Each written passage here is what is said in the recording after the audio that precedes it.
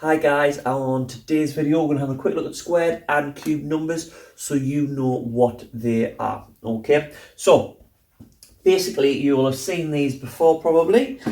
These little numbers here, the 2 on this side, and on this side we have the 3. Okay, these little 2's here, this is showing you that you need to, this is a square this number, and this little 3 here is showing that you need to cube that number, and we're going to have a look at what that actually means. Okay, so this little 2 there, okay, means that what we want to do is times the number by itself. Okay, so 4 squared, okay, means 4 times 4.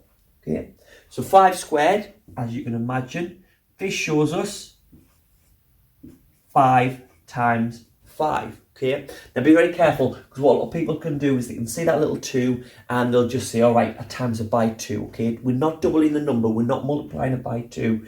What squared means is you times it by the number. Okay, times it by itself. Okay, so if we had 6 squared, it would be 6 times 6, 100 squared, 100 times 100, 250 squared, 250 times 250, simple as that.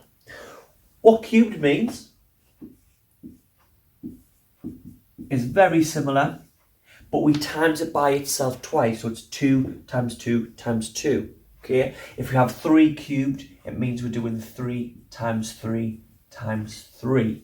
Okay, so we're timesing the number by itself twice. Okay, the easiest way to remember it, okay, if you're doing a sum and you're thinking, right, doing a test, or you're doing a sum, and you think I need to do 4 squared or 2 cubed or anything like that, is I would write it out simple as, when I'm putting the multiplication in, simple as this, 4 times 4, I have that 4 2 times.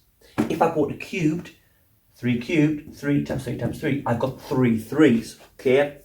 It can be confusing to think you multiply by itself twice because there's a 3 there, okay? But if you think about it, I've got 1, 2, 3, 3 numbers in my sum, and they're all multiplied by each other. That's how I would remember it, okay? So 4 squared, 4 times 4, 4 cubed, 4 times 4 times 4.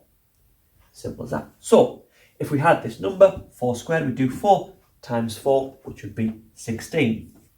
So 4 squared is 16. 5 squared would be 25. 5 times 5. We know that because it's our times table. With our cube numbers, you probably have to work it out. So you have to do 2 times 2, okay, which would be 4. And 4 times 2 is 8. Okay, so 2 cubed is 8. Same with this one. 3 times 3, okay, is 9. Okay, and then we do 9 times 3, which would mean 3 cubed is 27. Okay, so that's what they are.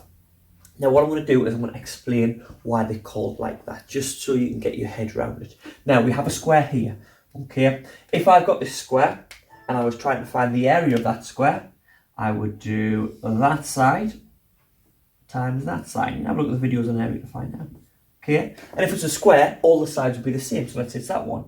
It will be 4 by 4. Okay, so to find the area of that square, you do 4 times 4. So that's why we call it 4 squared.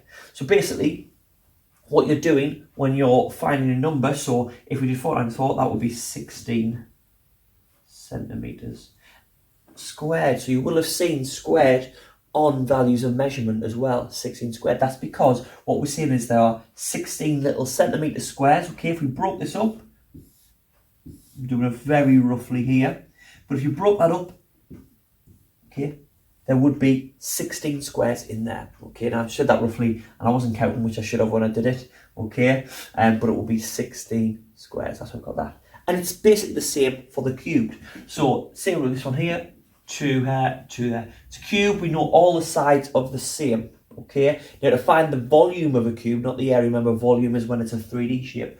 We have to do the base times the length times the height. 2 times 2 times 2. So we call it cubed because basically you're finding the area of that little cube would be 8 centimetres cubed. Okay, so then you can see when we find the volume of that, what we're doing is rather than breaking it into little squares, we're breaking it up into little cubes. I'm not even going to try to draw little cubes in there, okay? And that's why we call it cubed. So, pretty simple. If you see 4 squared, you times the number by itself. If you see 5 squared, times the number by itself. if you see cubed, 2 cubed, 2 times 2 times 2, 3 cubed, 3 times 3 times 3, 100 cubed, 100 times 100 times 100. Do your first one, 100 times 100, and times your answer by 100. Simple as that to find the answers. Now, what you might see in some questions, it might ask you for a cubed number or a square number is, okay? A squared number basically means your answers here, okay? So, let's go through them. So, if we have 1, 1 would be a squared number because 1 times 1 is 1. So, if you think 2 times 2, so 4 is a squared number, okay? 3 times 3, 9 is a squared number. 4 times 4, 16 is a square number. 5 times 5, the ones we've done. 25 square number. 6 times 6, 36 is a square number, and so on. Okay, so if a question ever says a squared number plus 3 is this, what is your answer? Okay, what it's looking for is one of these answers. So these are square numbers, and as you can imagine, it's the same with your cube numbers. So we know 2 times 2 times 2 is 8, so that's a cube number. Cube number. Ooh. 4 times 4 times 4, so 4 times 4 is 16 times 4. I should have worked this out for myself. 40 plus 6 times 4 would be 64 is our next one. Should have worked that out before I started.